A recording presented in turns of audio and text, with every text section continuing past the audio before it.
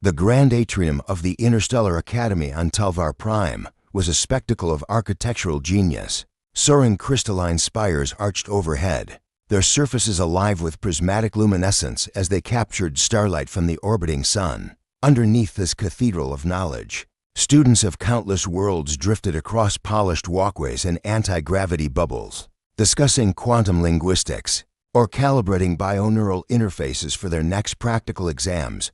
But on this morning, the usual buzz of scholarly excitement was fractured by an uneasy hush. All holo displays around the atrium flickered to the administrator's crest, a trispiral of cobalt, emerald, and silver. Murmurs swept through the crowd as figures in flowing robes, administrators and senior faculty, took their places on the elevated dais. Zyra of Inmar hovered near the front, her aquamarine tentacles curling with anticipation. Each breath she took sent ripples through her bioluminescent epidermal patches, a subconscious display of her emotional state. At her side stood Falix, twitching one of his 3 mandibles nervously, and Krev, whose exoskeletal carapace gleamed under the atrium lights. A hush fell as Administrator Zelrith, his crystalline eyes reflecting the Academy's sigil, raised a slender arm. His voice, amplified psychically across the hall, resonated with solemn authority. "Esteemed students and colleagues, thank you for gathering on such short notice." He paused, allowing the charged atmosphere to settle. "Effective immediately. All human applicants are hereby banned from enrollment at the Interstellar Academy." A stunned silence followed. Zyra's mouth went slack. Falix's triadic mind raced to reconcile the announcement. Krev's mandibles clicked in abrupt disbelief. "Banned?" Zyra whispered to Falix, her empathic sense trembling. "But humanity is the newest addition to our diplomatic curriculum." Falix's 3 minds spoke in unison, the first cautious, the second analytical, the third curious. The directive must have grounds, perhaps a security concern. Around them, students erupted into incredulous chatter. A quartet of Gravian bioengineers traded low-frequency growls of derision. "Haha, humans, the carbon-based clods. They couldn't pilot a shuttle without tangling in their own hair." Across the atrium, a duo of Lith anti-philosophers rolled their to heads in mutual agreement.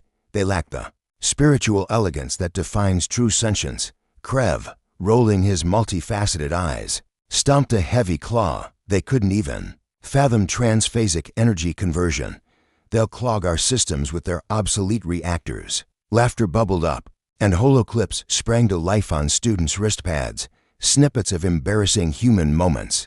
A human cadet accidentally releasing zero-G pods in the cafeteria. Another tripping over a gravity compensator. A human voice garbling the Talvarian greeting "Sealorva in Mar" as "Sailorva in my car." Each clip was greeted with roars of amusement, yet beneath the raucous mockery, a subtle tension lurked. Students stole glances toward the sealed section of the Academy's data archive, a section that had, until days ago, housed the complete rival dossiers on Earth's envoy.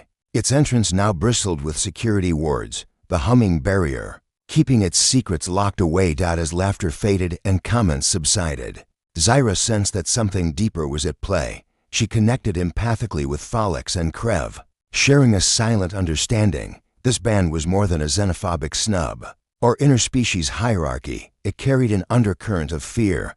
"Here's what I don't get," Krev muttered, voice dripping with incredulity. "If humans were so risky, why even start an exchange program? Why spend months negotiating their inclusion?" "Precisely," Zyra agreed, her tentacles quivering. "The Academy wouldn't overturn months of diplomatic progress lightly." Falix's neural clusters whirred as he ran simulations.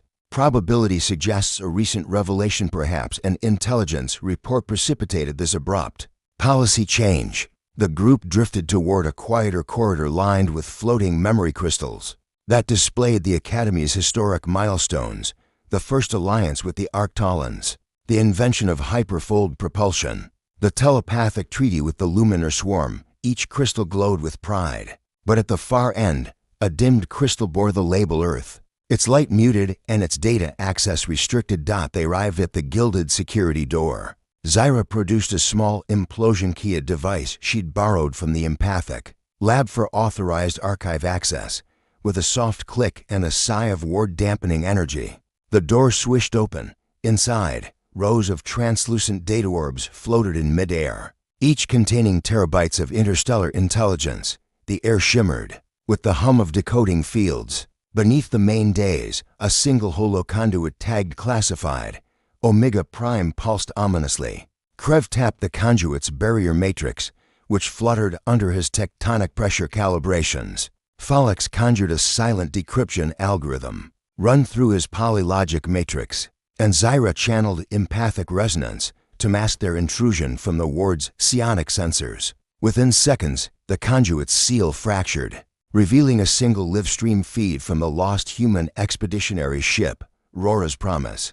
The feed was grainy and intermittent, scuffed by cosmic radiation and third-degree encryption, but the images carried a weight that no jest could ever match. Flickering blue hull panels adrift in void, lights blinking like dying fireflies.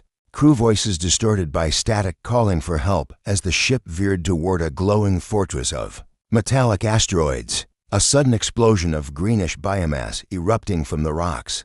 Tendrils of phosphorescence lashing outward. Zyra's tentacles stiffened. Folix's mandibles twitched. Krev's carapace paled. "Play it again," Zyra whispered, voice taut as the loop repeated. The trio watched in mounting horror. The biomass alive, undulating, advanced upon the helpless humans, absorbing metal and flesh alike in a silent, graceful obliteration. A single, final caption echoed before the feed cut. "They're everywhere." The three stood frozen. The humiliation they had shared seconds ago, mocking the very species they believed inferior, now felt like a distant folly. In its place grew a chilling realization. The ban was not born of arrogance, but of a desperate attempt to halt a threat that had already crawled into the heart of the galaxy. Outside, the atrium's laughter had died away, replaced by a low murmur of unease. Somewhere in the depths of Telvar Prime, the Academy's decision-makers comprehended the true cost of this quarantine, and the galaxy held its breath. Night on Telvar Prime held a hush so profound that even the distant hum of orbital transmissions seemed muted. In the winding corridors beneath the Academy's crystalline spires, only the faint glow of emergency biolights guided the few who dared to roam after curfew.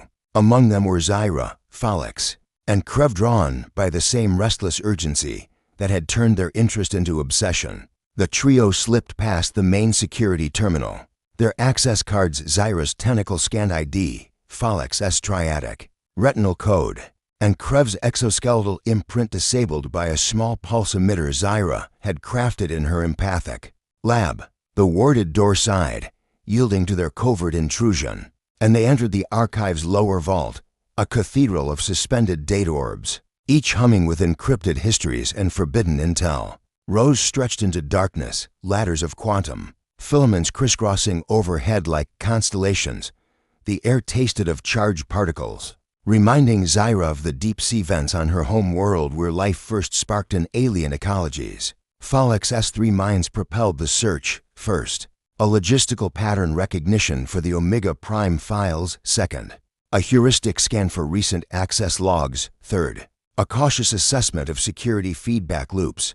Krev's heavy steps echoed off the polished floor as he guided them toward the vault's far back, where a paltry holosign glowed red, restricted classified, Omega Prime. The same ward that barred official request now quivered under Zyra's empathic camouflage. With a whisper of psionic energy, she dissolved the last few strands of the barrier. The holo display flickered, revealing a single live feed ID and a timestamp for to 7:10:30 to Galactic Standard Time. "They're still monitoring it," Folix muttered. Each mutter tripled in his peculiar fashion. Zyra nodded. "It's a continual transmission automatically beamed back from the scouting vessel's last known coordinates." She reached out with a dexterous tentacle and activated the feed. Immediately, the vault's dimness leapt into motion. Grainy frames from the Aurora's Promise surfaced on the holo-wall. Scene 1. A hush of static gave way to the ship's lengthwise hull, a sleek, human-designed cruiser built for exploratory diplomacy, replete with solar sails and cryostasis pods. Panels floated free in the void, and the exterior lights shimmered as if pleading for rescue. Scene 2. A human voice crackled through the feed. This is Captain Elise Marino. We've lost thrusters. Venting atmosphere. Approaching unknown masses. Request immediate assistance." The urgency in her tone contrasted sharply with the mechanical calm of the recording. Scene 3. An unrecognizable planets. Silhouette appeared. Jagged mesas rimmed by glowing rivers of emerald bioluminescence. As the camera panned, prismatic floralian spores the size of starfish drifted like spectral jellyfish in microgravity. But the breakthrough came in Scene 4. A writhing mass of bioluminescent tendrils, interwoven with fragments of human plating and equipment, advancing upon the disabled cruiser. Tendrils probed the hull, seeping microscopic filaments into crevices. Crew members appeared in sub-feed windows, visions of terror as their bodies began to contort. Skin fluorescing with the same eerie glow, the swarm did not merely kill. It perfected and absorbed. As the image looped, Zyra's bioluminescent patches dimmed, matching the gloom of the vault. Falix's mandibles clicked faster, processing patterns within patterns. Krev's usual bravado faltered. He looked as though he might vomit a geyser of clutching grit. This is a life form engineered to assimilate," Falix chattered, the second voice overlaying the first, and the third whispering, its consciousness distributed like a neural network of horror. Zyra's empathic sense recoiled at the collective panic the footage radiated. "It resonates on our shared psychic frequencies," she said, her voice trembling. "It's not just physical assimilation. It's mental, emotional. It devours identity." Krev ground his mandibles. Then this ban. It wasn't to keep humans out. It was to keep something in. They studied the timestamp.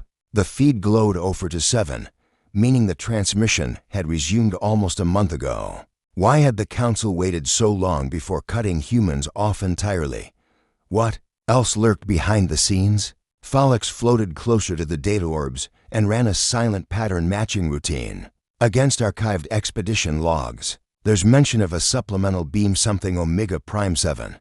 It's not on publicly known charts.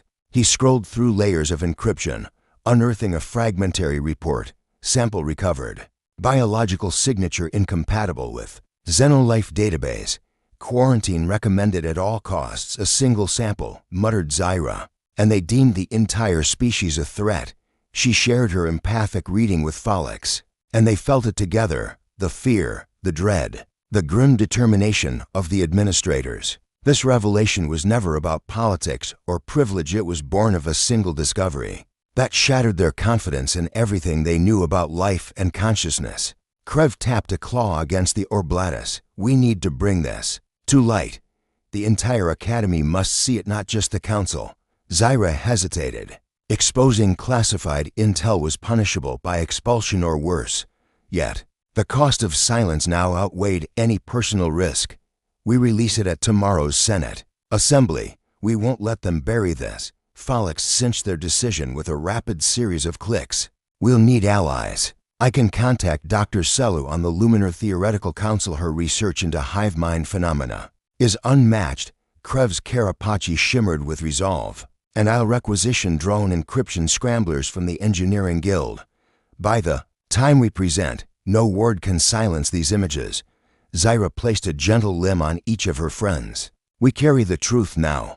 Let the Academy judge us later." They escaped the vault as silently as they had entered, sealing the ward behind them with Zyra's empathic code. The upper corridors lay waiting, the grand hall where tomorrow's assembly would gather uninformed, unwitting of the horror concealed in their own vaults.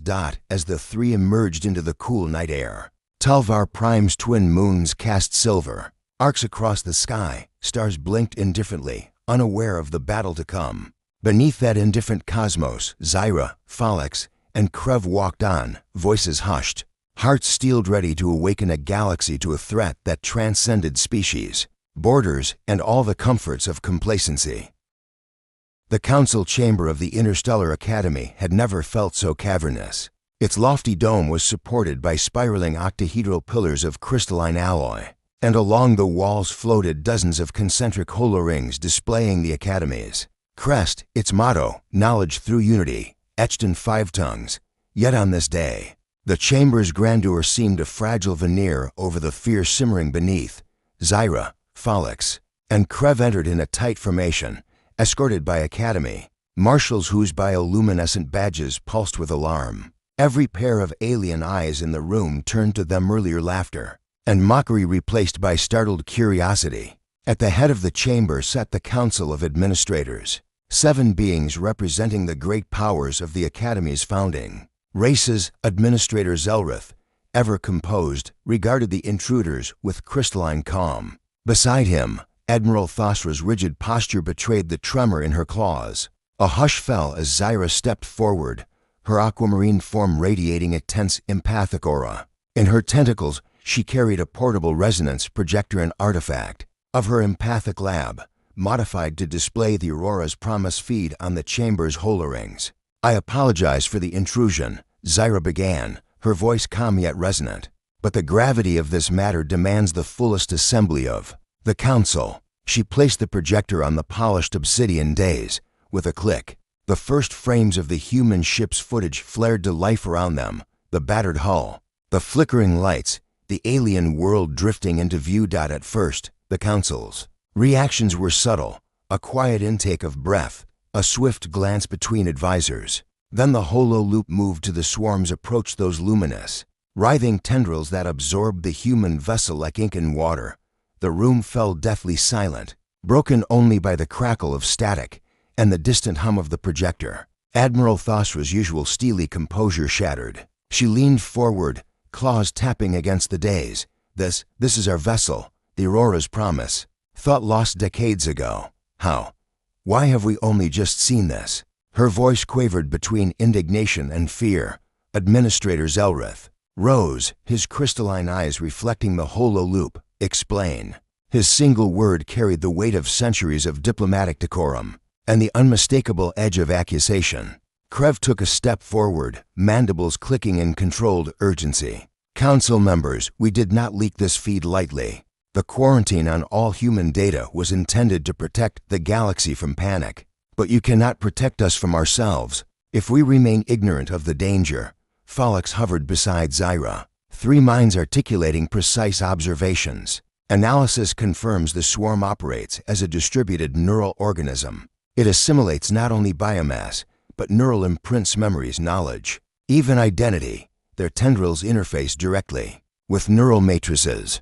The crew's final transmissions are echoed in the swarm's collective psionic signature." As Folix spoke, Zyra projected the resonance patterns, overlaying the biomass on the screen with waveforms of empathic data, telltale spikes that rippled outward as each human mind was absorbed. A gasped chorus rippled through the chamber. Some alien delegates recoiled, as though physically struck by the revelation. High Counselor Vren of the Arctolans pounded a fist against the marble floor. "We have dismissed humanity as primitive. We ridiculed them for their emotional volatility, yet we now discover they were carriers of a plague. We barely comprehend." A ripple of agreement swept the Council. Even Administrator Zelrith's composure faltered as he replayed the final, heart-stopping clip. Captain Elise Marino's last words, soaring across the void. "They're everywhere." Silence followed, a pregnant pause so deep that the holorings dimmed under its weight. Then Krev's voice cut through. "This is not merely a quarantine. It is a battlefront. We have allowed the swarm to spread unchecked beyond Omega Prime's system. By the time we sealed Earth's data, the contagion had already seeded outposts on several fringe colonies." Murmurs surged. Several council members exchanged panicked whispers. Admiral Thosra tapped commands into her console, bringing up star charts that lit with red blips, satellite scans, transmission logs, unregistered psychic echoes. "It's true," she said, voice grave. "Sensor rays round the Solaris cluster have detected anomalous electromagnetic signatures consistent with biomass blooms. We have dismissed them as geological phenomena. Until now, the holocharts showed 3 tufts of bioluminescence drifting through hyperspace corridors, each roughly the size of a city." High Diplomat Arlhe of the Lithandi rose, her 2 heads synchronized in alarm. "Then the ban on humans was our first feeble line of defense. A quarantine that assumed isolation would contain a threat that violates every principle of containment." Zyra's empathic aura shimmered with sorrow. "We must repair that mistake," she said gently. Knowledge alone will not save us, but knowledge united with action can. A tense silence settled as the council weighed the implications.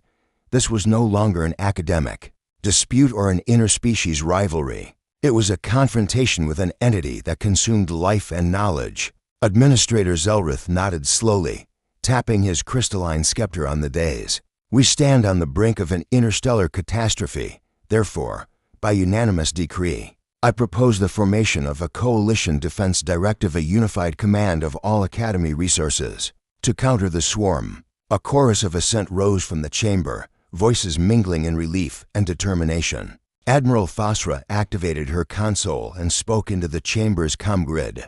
All research stations initiate hive disruption protocol. Engineering guilds mobilize. Drone squadrons for retrofitting. Diplomatic corps contact every interstellar federation. The era of isolation ends now. Krev's exoskeletal carapace glinted with fervor. He turned to Zyra and Folix. You've shown them the truth. Now we must give them the tools to fight. Folix summoned schematics of the resonance projector, overlaying frequency modulators and drone integration matrices. We can amplify Zyra's empathic pulse through modified signal drones. The wavefront will disrupt the swarm's hive coherence, fracturing its neural links long enough for targeted strikes. Zyra braced herself, recalling the empathic toll the swarm's resonance had taken on her. I will need a network of empathic conduits spanning multiple star systems, and a stabilizing matrix to shield allied minds from backlash.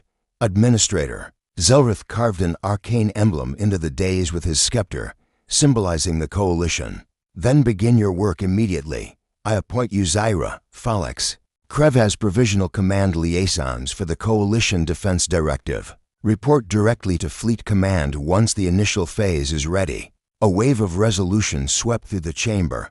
Where once lay arrogance and ridicule, now stood unity. Where once ignorance reigned, now burned the flame of shared purpose. As the council chamber emptied, Zyra, Folix, and Krev remained behind, poring over holo drawings, encryption keys, and star maps. The holo rings above pulsed with new energy, reflecting the fervor of hundreds of allied worlds. Outside, Telvar Prime's twin moons continued their silent vigil, but beneath their soft glow, a coalition of species mobilized to confront a menace that threatened all consciousness. The reckoning had begun, and the galaxy would never be the same.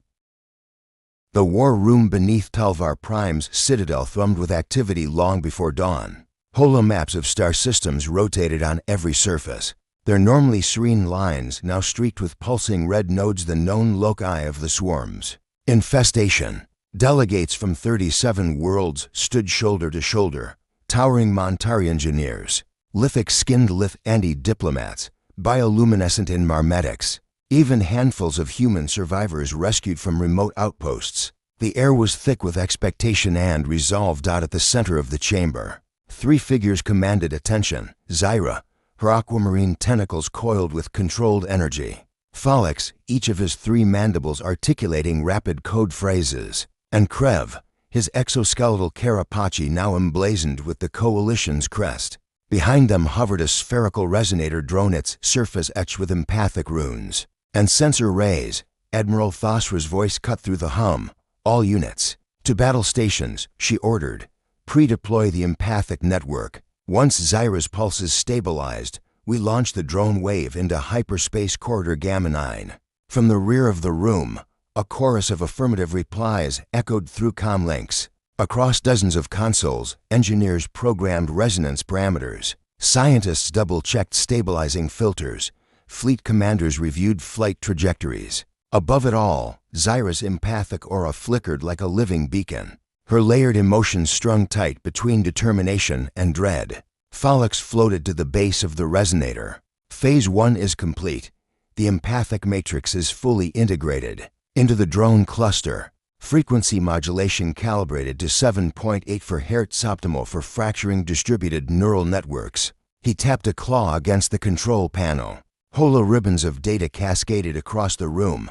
Krev's mandibles clicked. In approval. Drones are loaded with microresonators and pulse emitters.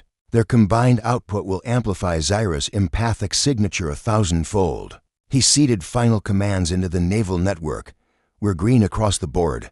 A tense silence fell. Zyra closed her eyes, summoning every ounce of empathic power she could muster. Memories of the Aurora's promise its crew's last tremors of fear flowed through her consciousness. She reached out, weaving her own life force into the resonator's core. A thread of pure compassion meant to shatter the swarm's hive mind, rather than annihilate each individual tendril. Admiral Thosra gave the nod. Launch. With a resonant hum, the spherical drone cluster vanished into hyperspace, leaving faint trails of cerulean light behind. Immediately, the war room's holomaps began to pulse in unison, projections of the empathic wavefront sweeping across Gamma 9, flickering through hyperspace lanes like ripples on a pond. Moments later, real-time sensor feeds showed the effect. The first infestation of vast bloom orbiting the mining colony at Tarlin's Reach shuddered. The bioluminescent tendrils that had writhed in perfect synchronicity now jerked and faltered. Sections of the biomass fractured, drifting inert through space. A cheer erupted among the delegates. Successful disruption, Folix announced. We're seeing a drop in hive node cohesion of 73%. Targeted strikes can now proceed. Krev punched a command. All fleet units, engage, he roared. Deploy microphasic torpedoes along the fractured edges. Keep safe distance until the swarm's resonance collapses. From every docking bay and hangar on Talvar Prime, frigates, cruisers, and squadrons of drone fighters leapt into formation. Their torpedoes blossomed into violet nova bursts on the periphery of the biomass, issuing cascades of nanite disruptors that ate away at the swarm's molecular bonds. Sparks of containment fields flickered into existence, isolating each fragment dot at the same time. Zyra's empathic network extended beyond Gamma 9. Sub-drones, each carrying a shard of her bioluminescent aura, streamed toward other infected zones: the drowned city at Pelham 4, the floating habitats of the Celesti archipelago, the abandoned outpost on the icy moon Yarath. In every theater, the swarm's sinister harmony faltered. Their hive mind trembled and splintered. In the command center, delegates watched as each drop-down holo recorded the victory. A human lieutenant standing beside the Lith Andy envoy, once ostracized, now exalted, clapped the envoy on the shoulder. "You saved us," he whispered.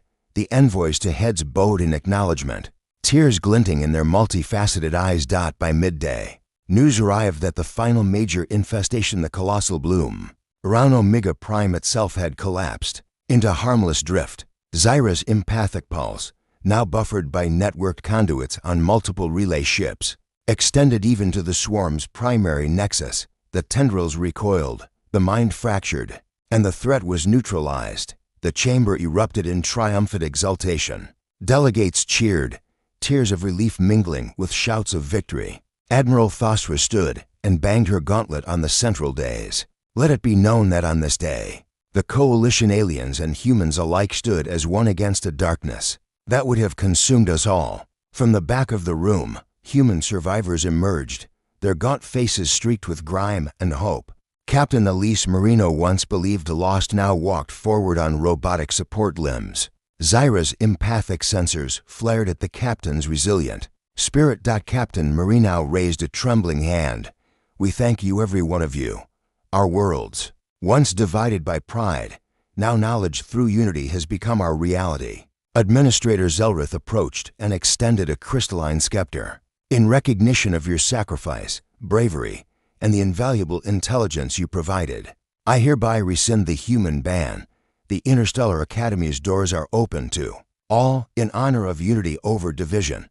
A wave of thunderous applause washed over the chamber. Zyra, Folix, and Krev shared a glance, then embraced, their friendship forged in fear and bound by hope.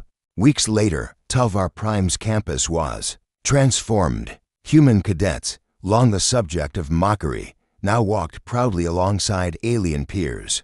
Zyra led a seminar on empathic defense strategies. Folix taught advanced neural resonance theory. Krev supervised engineering teams retrofitting civilian shuttles with microresonator arrays. In the grand atrium, once filled with laughter at human expense, hung a new holo mural. Images of coalition forces standing united, rescuing survivors, and dismantling the swarm's final bastion. At its center, in bold script, glowed the revised Academy motto, knowledge through unity and courage. Under Telvar Prime's twin moons, the galaxy breathed easy for the first time in decades. Differences remained, species still held their unique customs, physiologies, and worldviews, but the memory of derision had been replaced by respect, and the terror of the swarm by the triumph of solidarity. In every classroom, laboratory, and starship hangar, one lesson had been seared into the hearts of all sentience: no species is an island, and together, light will always conquer darkness.